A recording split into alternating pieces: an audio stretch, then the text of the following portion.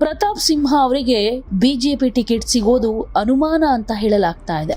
ಈ ಸಂಬಂಧವಾಗಿ ಸಿಎಂ ಸಿದ್ದರಾಮಯ್ಯ ಯಾವ ರೀತಿ ಪ್ರತಿಕ್ರಿಯೆ ಕೊಟ್ಟಿದ್ದಾರೆ ಗೊತ್ತಾ? ಪ್ರತಾಪ್ ಸಿಂಹ ಹೆಸರು ಕೆಡಿಸ್ಕೊಂಡಿದ್ದಾರೆ ಅಂತ ಬಿಜೆಪಿಯವರು ಅಭ್ಯರ್ಥಿ ಬದಲಾವಣೆ ಮಾಡ್ತಾ ಇರಬಹುದು, ನನಗೆ ಗೊತ್ತಿಲ್ಲ.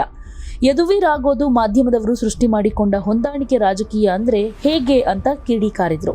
ಇನ್ನು ತಾನೇ ಎಂಪಿ ಆದ್ರೆ ಸಿಎಂ ಕುರ್ಚಿ ಅಲುಗಾಡುತ್ತೆ ಅನ್ನೋ ಪ್ರತಾಪ್ ಸಿಂಹ ಹೇಳಿಕೆಗೆ ಟಾಂಟ್ ಕೊಟ್ಟು 2 ಸಲ ಎಂಪಿ ಆಗಿದ್ರಲ್ಲ, ನನ್ ಕುರ್ಚಿ ಅಲುಗಾಡ್ಲೇ ಇಲ್ಲ, ಕ್ಯಾಂಡಿಡೇಟ್ ಯಾರಾದ್ರೂ ಆಗ್ಲಿ, ನಾವು ಈ ಸಲ ಬಿಜೆಪಿಯನ್ನ ಸೋಲಿಸ್ತೀವಿ ಅಂತ ಚಾಲೆಂಜ್ ಹಾಕಿದ್ರು. ಇನ್ನು ಪ್ರಿಯಾಂಕ್ ಖರ್ಗೆ ಕೂಡ ಈ ವಿಷಯದ ಬಗ್ಗೆ ವ್ಯಂಗ್ಯದ ಮಾತುಗಳನ್ನಾಡಿದ್ದಾರೆ.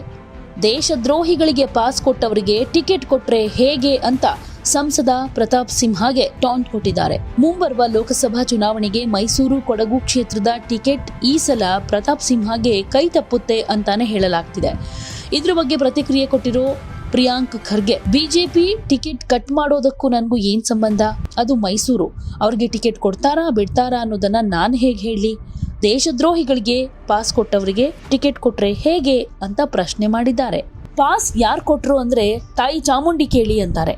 ಅದೇ ರೀತಿ ಬಿಜೆಪಿ ಟಿಕೆಟ್ ಸಹ ಚಾಮುಂಡಿ ತಾಯಿಗೆ ಕೇಳಲಿ ಅಂತ ಬಿಜೆಪಿಯವರು ಹೇಳ್ತಿದ್ದಾರೆ ಅಂತ ಹೇಳಿದ್ರು.